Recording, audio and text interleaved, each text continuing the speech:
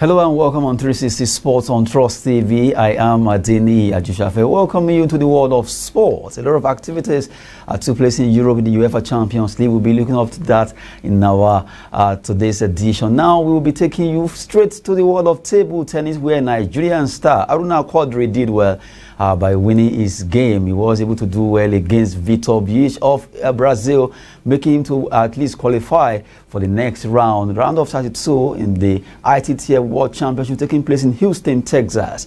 We have to celebrate this Nigerian. He has really done well, winning 2 games, and now he's through to round of 32. And we hope the Nigerian star, African #1, will be able to get better as he plays in this competition. Other Nigerians, Bode Abiodun, not forgetting Olajide Omotayo and Edem Offiong, are still participating in the doubles of the event taking place in Houston, Texas. And now from there, we'll talk about another story now, this time around basketball, where Nigerian D Tigers have been grouped in Group B for the FIBA qualifier, the World Cup qualifiers that will be coming up in Serbia before the competition proper in Australia. We have there in Group B now France, China, Nigeria, Mali.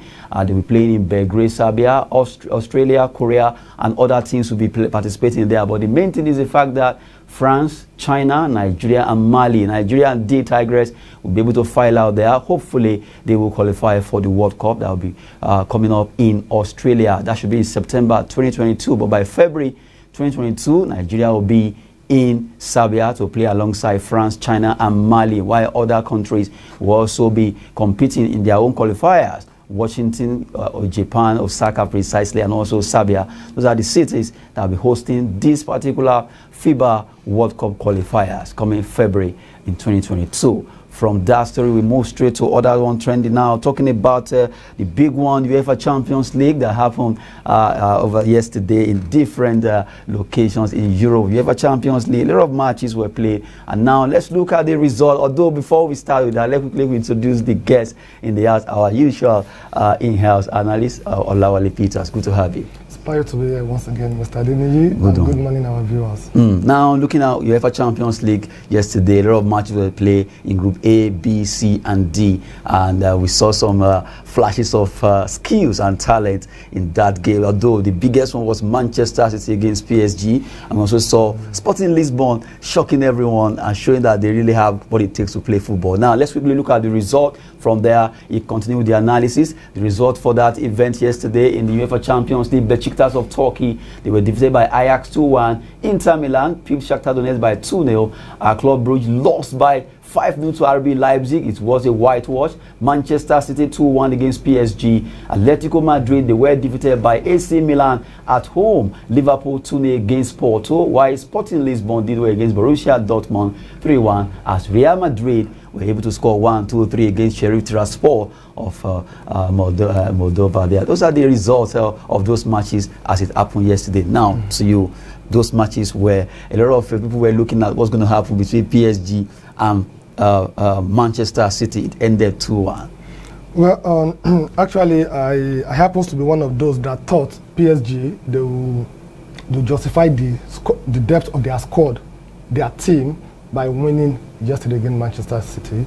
Manchester City, and also knowing fully that Manchester City, they have injury problems, and the lack of Jack Grealish didn't play yesterday. De Bruyne is not playing. Then we have Foden also is not playing. So I thought that the PSG they will take advantage, having the squad that they have currently: Neymar, Mbappe, Messi. Unfortunately, they couldn't live up to expectation. And so I'm a bit really surprised. And for a team like that to be playing, because they came to defend throughout yesterday. I didn't see the attacking prone in the PSG team yesterday. It's like they're just, okay, let's suck it in. We have an opportunity. Let's play counter-attack. And we can also see how they missed the opportunity that they missed in the first half, and they got punished in the second half. You know, you can't play a Man City team and you play the way you played yesterday. So I'm a bit surprised. In fact, a friend of mine was like, "Oh, Wale, this PSG team, I think they're even better off without Messi." And I came to a conclusion that what happened, what we are seeing with the PSG team right now, is the situation whereby you don't plan for a player but because a player is available in the market and you want that player to be part of your team, is what we're actually seeing at the PSG. Far before Messi joined the team, Messi is a fantastic player, a world-class player, one of the best we have in the world, okay? But fitting into the style and pattern of that PSG, it's not working out. He has played 13 matches and he scored only 3 goals. Messi, he's not finding his feet at all. He's not finding the space at all. So I'm really a bit disappointed and surprised. And that's not even the issue. Now, the issue is this. PSG, they are not going to top their league. I mean, the table for this, definitely Man City is topping. So that means they are going to meet the likes of the top team. I'm talking about the top team. I'm talking about the likes of Chelsea, the likes of Bayern Munich, even Ajax. Which Liverpool. Is very dicey. Yes, Ajax have played 5 matches. And they've won. And they've won all the 5 matches. Liverpool have played 5 matches, they've won. Bayern Munich have played 5 matches, they've won. So is it the crop of PSG that we saw yesterday, or we've been seeing during these qualifiers, are going to meet those teams? I think a lot needs to be done in their team in terms of their players, the tactics, and their coach also. Okay, now looking at another match that shocked everyone, although not that a lot of people know how good the Portuguese team can be. Sporting Lisbon, they were able to do well. They did well 3-1 against Borussia Dortmund. What happened in that game? Was it because of Haaland or what? Okay, Borussia Dortmund also, they have their own share of the injury. Okay, and however, before yesterday match, what have they been doing? I don't think they've won any matches so far so good. So the Borussia Dortmund, I think they are banking on their odd glory, or because they have Haaland in their team. So they are not the Borussia Dortmund that we used to know. And one thing about Sporting Lisbon, just like we have Portuguese team, when it comes to Champions League, they are always there to prove people wrong. So I'm not surprised that they won the game by 3 goals to 1. So I think it's a very good one. It's a very good development in the game of football. Gone are those days that before you play a match, you will have known what the scores was going to be like. It's going to be like. But this time around, we don't have that again. So that means everybody needs to be at their best and be disciplined. Be disciplined to make sure that you do what is right on the pitch. Now we look at AC Milan versus Atletico Madrid at Wanda Metropolitano, where everyone believed that you don't go there to beat Diego Simeone. It was done by AC Milan. They pipped them by that 1 goal, and it was a good one for AC Milan. Yeah, it's the result of their hard work. If you look at the match between the AC Milan and Atletico Madrid, the AC Milan deserved to win that match. And the reward for their hard work came in the 87th minutes when they scored that goal. And that gives them the hope. It gives them the hope that, okay, we can still progress to the next. So I don't know what is really wrong with the Atletico Madrid these days, especially in the Champions League. Their run this time around has not been that fantastic. Like the way for the last 3-4 years ago. No. It hasn't been that very fantastic. Maybe the wear and tear is coming in to play also, because they can't be playing the same pattern all the time. Because Atletico Madrid, their pattern has been the same. It has been the same. The tactics, the style has been the same. And if you're a coach, you are not used to know when to switch. If I'm playing with an English team, I know I have to apply English style against them. This is what I used to use. If I'm playing an Italian, so you can't continue using the same style, the same pattern all the time, and you expect the opposite team that have played with you before, that will watch your clip, watch all your players, not to use that against you. I think that is what is going on. So I think Diego Simeone, being I think is the highest paid coach now, currently, he has a lot to do to go back to his drawing board and change his tactics, especially when it's come to the Champions League, where the big boys are always playing. Now, let's take a look at the qualified teams. So far, we have Juventus. Juventus has actually qualified. If you can have it there, talking about UEFA Champions League qualifying team now. You have Bayern Munich is there, ACML, you have Bayern Munich, Ajax, Amsterdam, Chelsea, Inter Milan, Juventus, Liverpool, Manchester City, Manchester United, the 2 teams from Manchester. You have PSG, and you have Real Madrid, and also Sporting. Those are the teams so far that have scaled through. And in these teams now, in fact, you expect other teams to join them, round of 16. So 6 more teams to join them. And it's very dicey in that group of Leipzig. Leipzig galloping, they won their game 5-0. It was a shocking defeat. A lot of people never expected that team will actually, Club Brugge, will get beaten by Leipzig by 5-0. What really happened? Well, it's all about determination. Okay, it's about determination in the sense that, okay, I'm not going to qualify for the next round of the Champions League, but I have hope that if I win to this match, I'm going to qualify for the Europa Cup or League. Also, what happened? Let me give it a try. They scored the first goal, and this pressure also came in. It kept coming. And if you look at the possession, I think it's 42 to 50 to 56 or something like that. So that means the 58.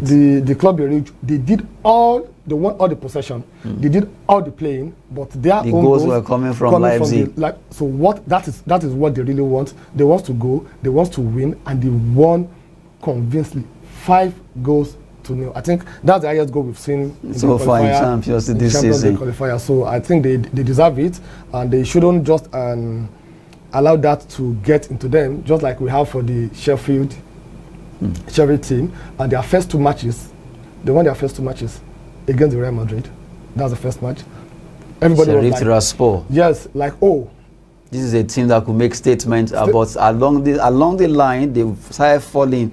They kept falling. They lost the last 3 matches. So, okay, though they also have hope of qualifying for the Europa League. Okay, however, so they shouldn't also allow that to get into their head. They still have a last match to play, and that last match they need at least a draw to make sure that they go to the next stage. Hopefully all these things will see their business done. UEFA Champions League that we just analyzing there with Peter Solawale. He's been talking concerning all the matches played. Well, analytically, he's doing the business there. And now 10 teams so far have qualified: Juventus, Chelsea, Ajax, not forgetting the AC Sporting rather, Manchester City, Manchester United. It seems that the Manchester clubs are really doing well this time around in the UEFA Champions League. Liverpool too, they've joined them. English team always representing when it comes to Champions League.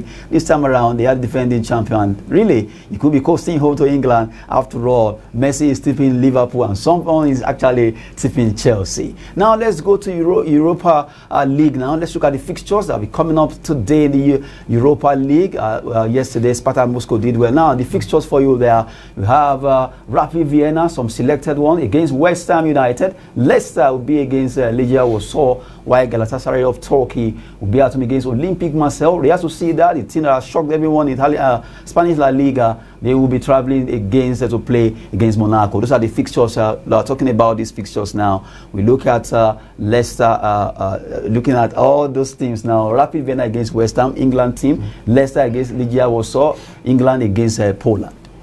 Let's take it 2-2. Okay, for the Rapid Vienna and the West Ham, I think the West Ham, they have to bounce back from their last defeat against Wolves, okay? And they still have another interesting match to play over the weekend. That's against Manchester City.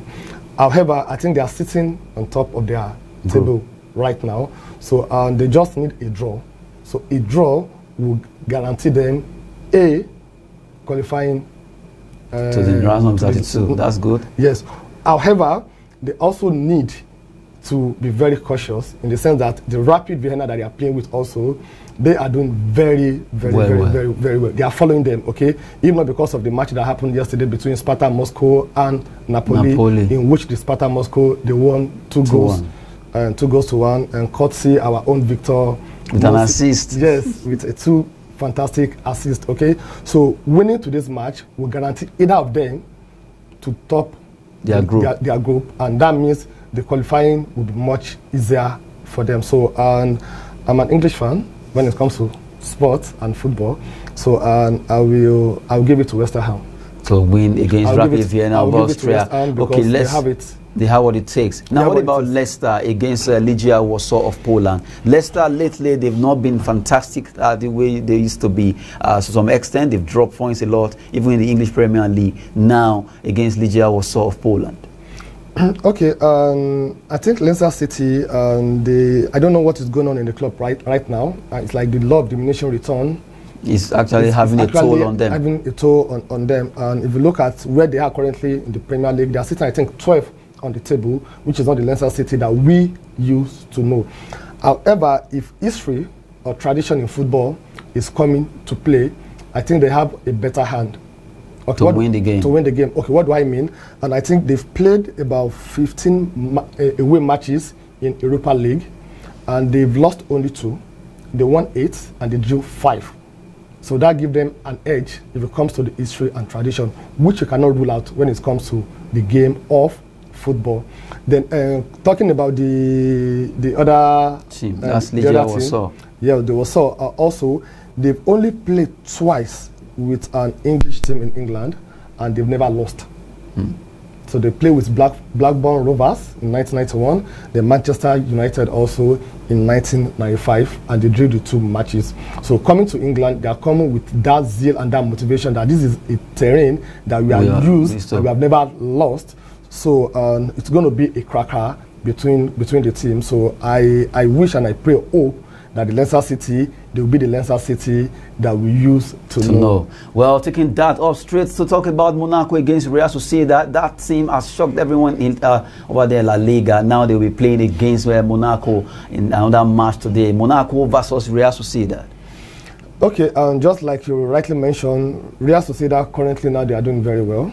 And they are doing fantastically well, and they are, I think they are topping their. They are actually behind Real Madrid. Real Madrid, and they are topping their group. Their group currently now. So I think it's a match that we are playing the 5th leg of the 6 matches we're supposed to play for the Europa group stage. So if we win to this match, so that means the last match we can relax and concentrate more on our La Liga. So I see them giving it to the Monaco, and the AC Monaco also used to be a team to be reckoned with when it comes to the world of football. And in the last few years, I remember our own Victor Ikpeba, yes, who was crowned the Prince of Monaco.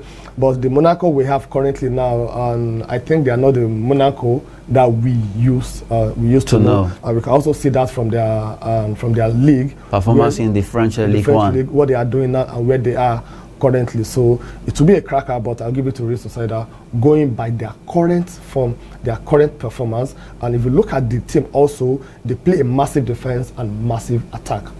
So you hardly see when they are attacking an opposite team with only 1 player. They go with 2 or 3. If I didn't get this, so they play with much strength.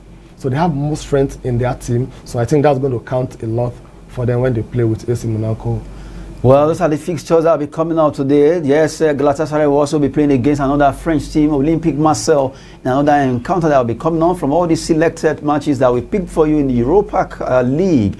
Those are the matches. A lot of them will be coming up, but we just picked this to analyze on concerning the show 360 Sport, where we've been giving you all this on the show. Now, let's digress. Let's move straight to talk about some transfer gossips. Now, this time around, about a player of Lille. His name is Renato Sanchez. Now, Sanchez, a Brazilian, is being courted by Arsenal to at least join the Gunners in January. According to the news reaching out is that Arsenal are keen on Lee's Renato Sanchez in January. They want this very good player to join them.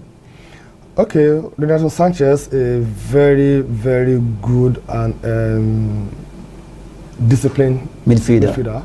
And he can play as a box-to-box midfielder. Is an attacking midfielder and at the same time defensive midfielder also. And I think the emulation of Arsenal by Liverpool during the weekend made them see the reality that their midfield they need someone that can do business. To do something there, because you don't have anybody that can compete with the likes of Liverpool midfielders. So that really came to open. So I think that's the reason why they are going for Renato Sanchez for the 2nd time. Before now, during the summer, they really wanted him, but they said they couldn't afford him as at that time. And I think it was going for 30 million pounds then. So I don't know what has changed or what has happened between now and December that they really want him. And Renato Sanchez also, he said, is open to move, not only to Arsenal, because there's also an interest from AC Milan also. AC Milan are also interested in signing him. In signing the 24-year-old midfielder, in which I think it's going to be a good buy for either the AC Milan or for the Arsenal team. But I think it will be more useful to them. So Arsenal. To Arsenal, yeah, because so far so good. They started their season very badly, very poorly, but right now they are getting it back. They are getting it. So right. There's need for them to consolidate that during the January transfer. They need someone to hold their midfield. Their keeper has saved them more than 9 points this season. Ramsey has saved them more than 9 points this season. And you get to a stage that you are going to be tired. When you have a keeper winning the man of the match for a team. So that means there's a problem in that particular team. There's a problem in the midfield. There's a problem in the defense also. So I think it's going to be a very good buy for the Arsenal team. It's going to be a very good one if Arsenal can get him. I think they have the money to buy him. Yeah, but I just don't know the reason why they don't maybe there's this style of Arsenal. They have their own shrewd way of buying players. It has been like that since the day of Arsene Wenger when he was there. They are always very careful to buy players. In fact, they buy with the style where right to bat and run away. So Arsenal are always very careful to spend money. So we all know that that's the style of Arsenal. They don't buy player with where you can say 50-60 million pounds. It's Nicolas Pepe that actually broke that record since he moved to Arsenal. So for Renato Sanchez, because they really need him, maybe they will be able to cough out that amount of money that Lille will be demanding for. Okay, and I think 30 million pounds or $35 million for a player of Renato Sanchez, it's not that bad for Arsenal, and it's not something that Arsenal cannot if they really want to be competitive. If they really want to be competitive, if they really want to go back to the days of their invisible, they really need to strengthen their squad, and they can't continue buying $500,000 players, spending 3 4 5 years, 1 million. They should spend the money. After all, they have the money. They have the money. Look at their stadium. Look at their jersey is one of the most expensive jersey in Premiership. Maybe we should call it as a Wenger effect. As an economist, what do you expect? So it's an economist, so it's actually that style is still, after all, it's just now that Man United is actually getting out of the grip of Alex Ferguson. It has always been because they have stayed for so long a time. Now that will be the point where we stop on the show for this hour, talking about 360 Sports. It's been a wonderful time with you on 360 for today. It's always a pleasure to be here. Good one there. As we always say, that sport is fitness and business. Keep doing sport. It will actually get you somewhere. I am Adeni Ajushafe. Thanks for watching.